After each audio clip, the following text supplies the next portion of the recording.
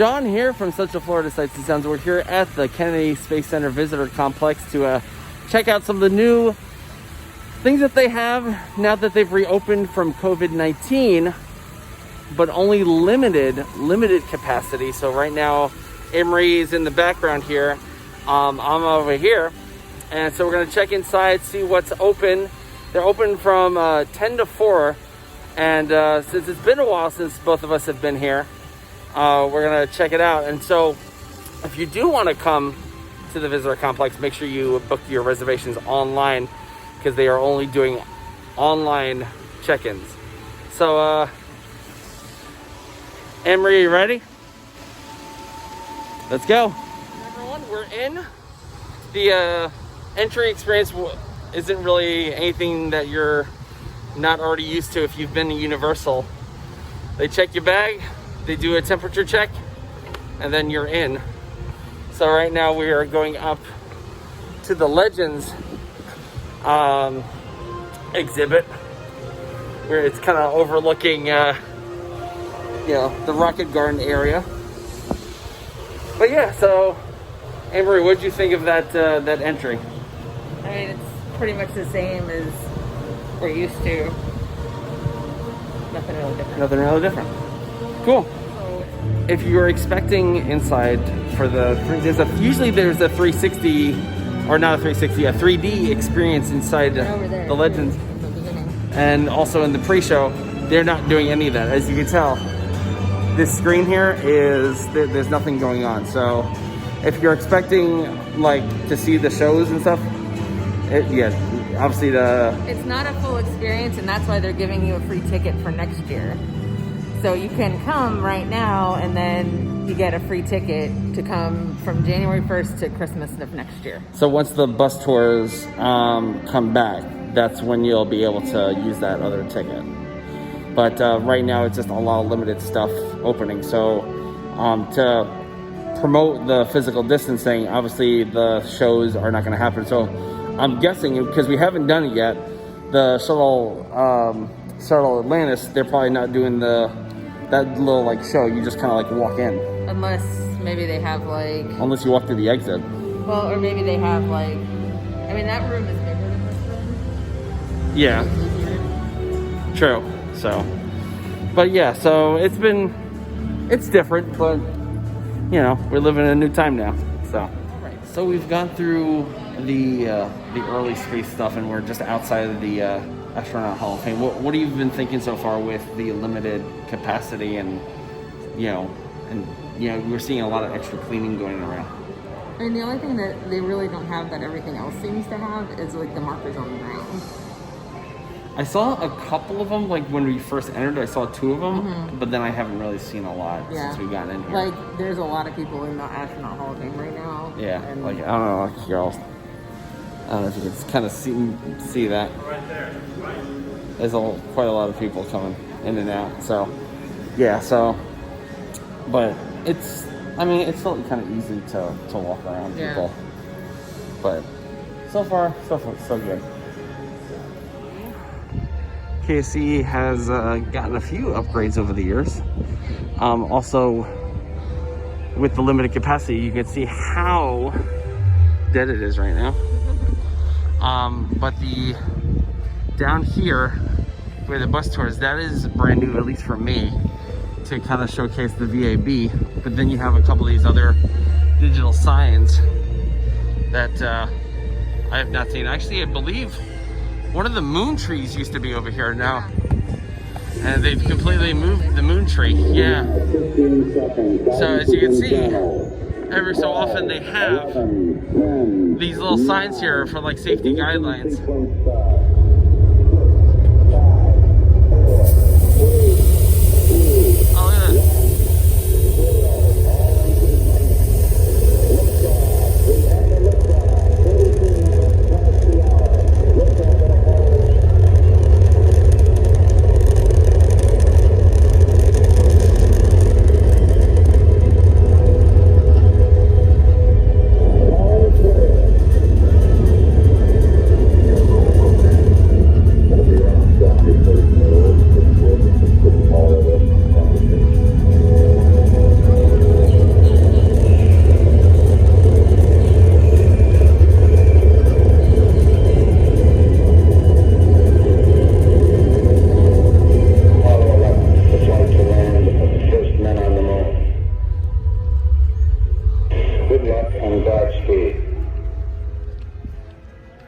So yeah, that's really cool. This is your launch director speaking from launch control. It takes teamwork to launch a rocket, and we need your help. Working together, we can generate enough energy for a successful liftoff. We are go for launch from the Visitor Complex launch pad. Rocket build and fueling sequence is underway. If we plan to hit our launch window, we're going to need more steps on those PZ power tie-ins. Come on, team. Every step counts. So apparently they want you to step on these little these little tiles here. So yeah, so we're stepping on here. Interesting.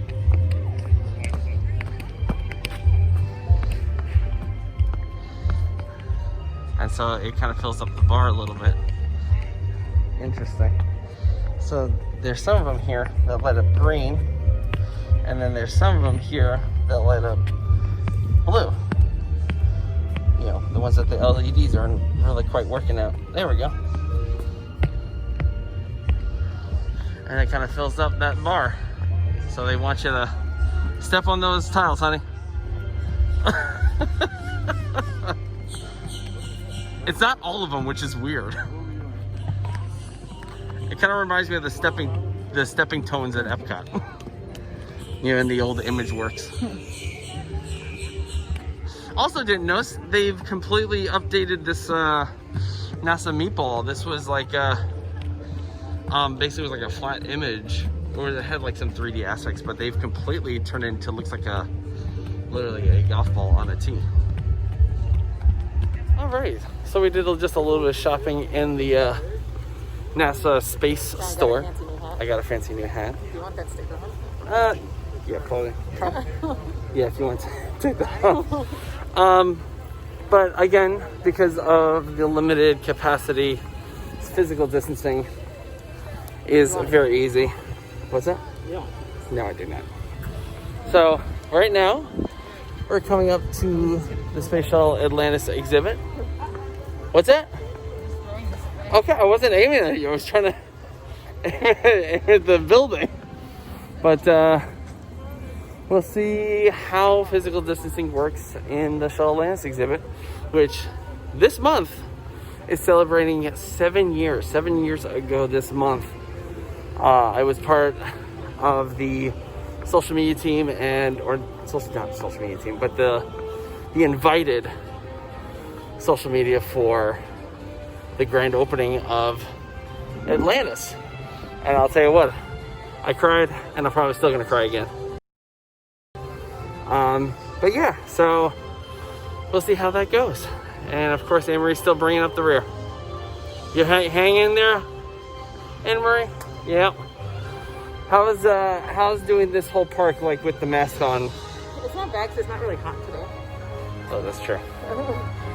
So as we're coming up to the building, there's this wonderful plaque that commemorates a lot of the employees and everyone that took part in this program. But you can see it was indeed dedicated June of 2013. So we're gonna head inside. Oh, I feel that AC. Oh. All right. See, now this is how I always enjoyed my my exhibits. Empty, nice and empty. So, yep. There's hardly anyone here. Gift shop is very, very empty. Wow. Is the shop even open? I am not even sure if it's open. I don't think there's nobody at the registers. Yeah, I don't see anyone. Good old Atlantis.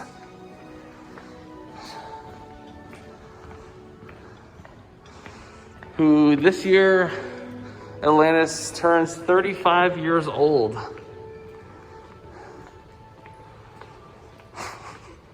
Boy, you can really do the physical distancing in here.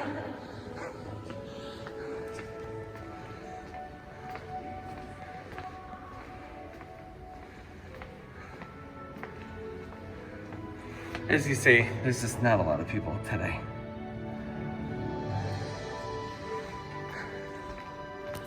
So we're gonna keep on going.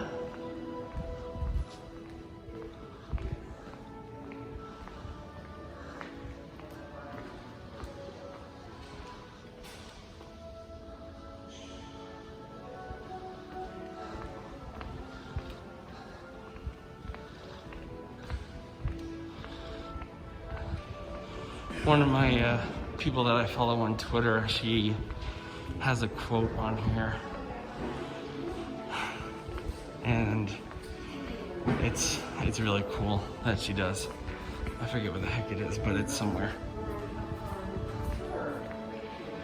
So right now they're not even doing the video, as I figured. Yep. And you can hear what would be as you're coming in, but there is no video, and they just have the shuttle straight up right here. So there is no reveal. You just kind of walk in, and there she is.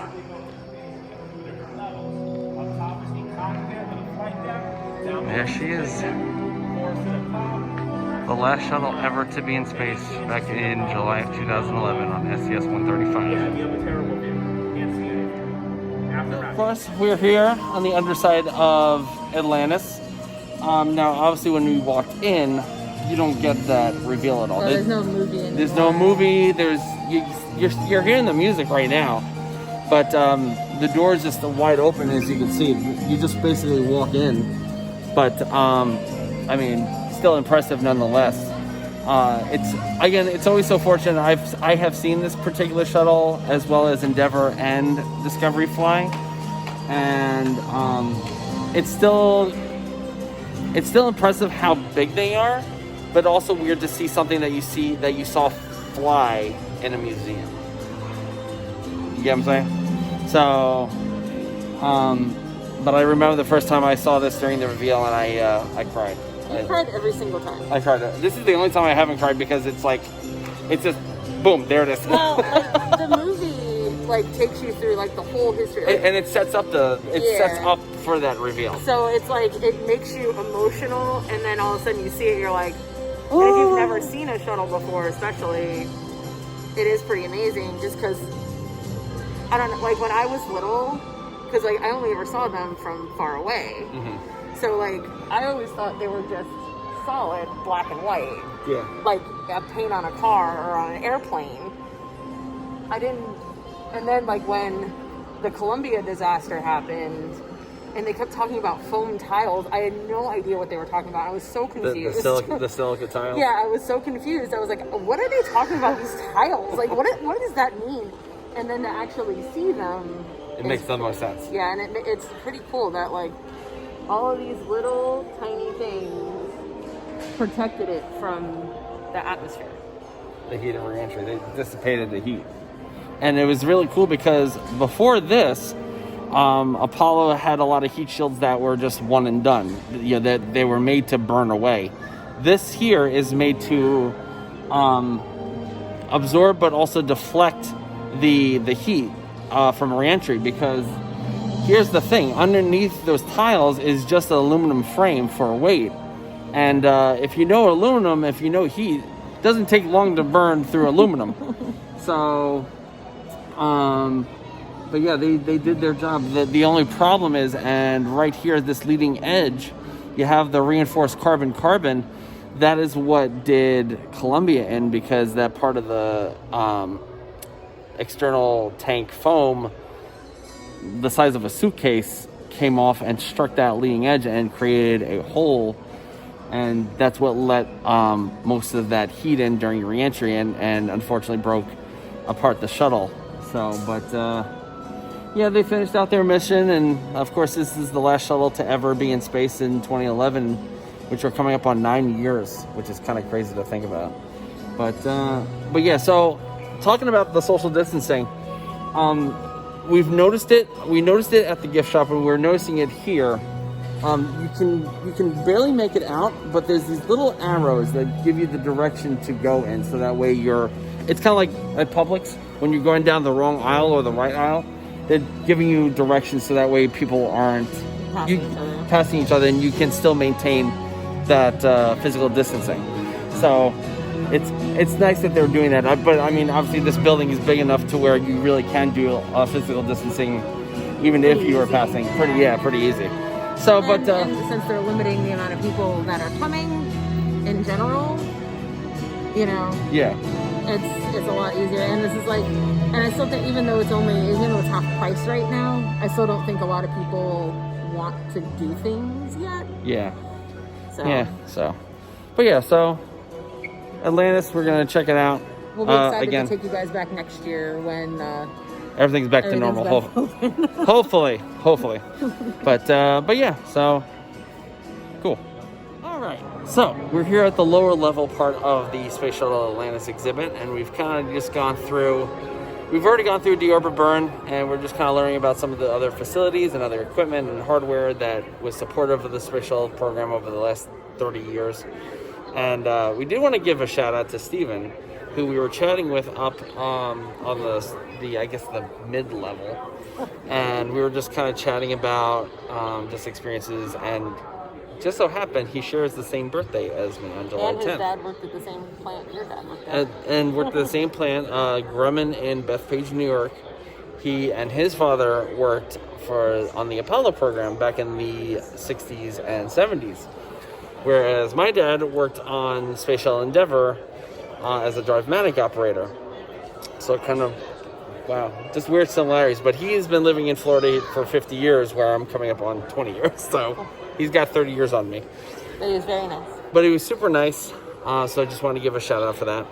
But down here at the bottom level, as you can see, we're down here at the wing level here. Again, the one thing I did notice, if you really want water, you're going to be out of luck because the water fountains don't work. They have them turned off for bring your own drinks. But the bathrooms are fine. It's just the water fountain. So, besides that, like wearing a mask in here is totally fine because of the air conditioning. And like luckily, it's like the times we've been outside, it hasn't been bad because it's not very hot out today. Yeah. So it's been a nice breeze. But they do have hand sanitizers around. I would definitely recommend bring your own, because sometimes your husband likes to, your significant other likes to touch things. I don't know what you're talking about. I'm just saying. But yeah, they do have hand sanitizers around. I don't know if you can kind of see one, but one is right there. So if you do need hand sanitizers, they are around. But a couple of things are closed. The nice little slide is closed. The shuttle launch experience, which is on the other side of this wall, is closed. Up on the second level, where they have like the shuttle, like this little simulator where you can sit, is closed as well. So they'll have like gates up and stuff like that. Also, the International Space Station, which you can kind of make out up there, is closed as well. So they have like a little shield. A lot of things are closed. The IMAX thing's closed. What else is closed? I think the Mars rover thing was closed. The bus tour is closed. So that's why they give you the ticket for next year. So. And here's the thing. This is what technically Disney should be doing, is selling a discounted ticket, because that's what KFC is doing, and they're giving you, as what Anne-Marie said, they're giving you a free ticket for next year once everything kind of opens back up and the bus tours resume and everything like that. So that's. So I mean, if you live close by, obviously I wouldn't recommend this if you are traveling, for whatever reason. But if you live close by, I mean, I think we kind of needed this just to get out of Orlando, since we haven't been out of Orlando since March. It was nice to... Or some of us who have been to at least a couple launches. But we haven't gone anywhere. What do you call that then? That was just at a park. That's going somewhere, is that But not? I like actually visiting someplace. Well, la-di-da. Yeah, I guess so. But yeah, so far it's been a really great experience, and definitely recommend you guys to come.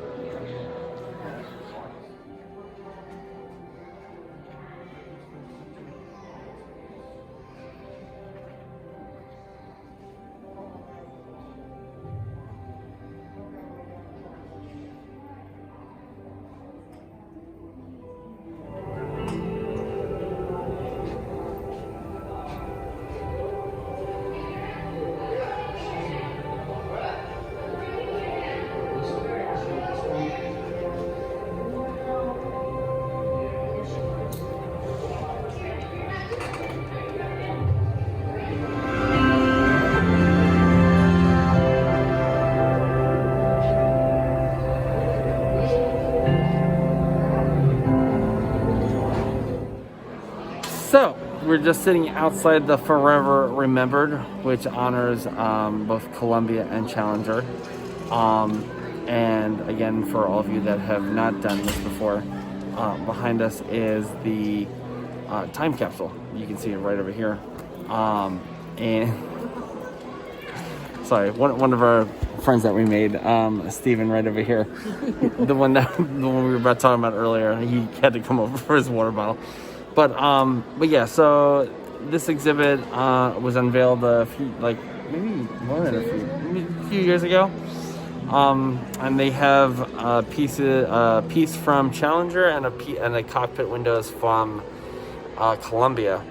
And it's really weird because with Columbia, my wife here was still a journalist in Athens, Georgia. No? I was in Hilton Head. Hilton Head, excuse me. And I remember that day, like I was going to a junior college class in St. Pete. And I remember hearing that like the shuttle exploded. I'm like, wait a minute, the shuttle doesn't explode. And then I found out it broke apart. And I got called into work about 4 or 5 hours early because we had to put out a whole special section regarding the disintegration, I guess you would call it, or the accident. I don't know how to describe it. But that's also when they started talking about the foam tiles, I didn't understand what they were talking about. Yeah. But even though that exhibit is a little bit smaller than like say out here on the floor, it's still possible to do physical distancing and everything like that. But it's very solemn in there, very quiet. If it wasn't for these mothers over here making a lot of noise, but outside of that, it's it's been a great experience. Obviously the visitor complex is open till 4, so we've blazed through several hours. So we have a couple hours left, but overall, what do you think so far? I mean, it's definitely worth coming out here. Like I said, if you live close by, you live within driving distance. It's a nice day trip. It's a nice little day trip, and even though a lot of stuff is closed, you get that free ticket. So like you can come back and experience the stuff that you couldn't experience today. So, the other cool thing, so the last time we were here, so obviously we have they have a time capsule that'll be opening up 50 years after the landing of the last shuttle. And so that's in 2061. So before, I always wondered what the heck was inside this little time capsule that they put. Well, guess what? They have this nice little screen that rotates all the images and all the stuff that they have inside the time capsule. So if you want to just like spend a few minutes here and just kind of see all these little lovely items, I would definitely recommend it. See? Little things from like the space shuttle processing team, and really interesting stuff. There was like a CNN hat, a BBC hat. So it's really crazy because when this time capsule opens up, I'll be 77 years old, which is crazy to think about. And this one here, I will be an unknown age. Yeah, a little bit older than me. So, but yeah, so that'll conclude it for our lovely little video. Now, mind you, we're not vloggers, so don't expect this a lot from us. We just wanted to kind of give you guys a little insight of what it's like to visit the visitor complex here at Kennedy Space Center. So if you guys are interested in coming here, definitely, watch this video and make your decision for yourself. And like John said, if you do want to come here, you do have to buy your tickets in advance. They don't have tickets at the window, and there's no self-service kiosks, so you do have to buy your tickets online in advance. So, for myself and Anne-Marie, thank you so much for joining us here at Central Florida Sights and Sounds on our journey to the Kennedy Space Center Visitor Complex. And for more lovely videos, go to our YouTube channel and hit subscribe and definitely hit that notification bell. So, say goodbye, Anne-Marie. Bye, Anne-Marie.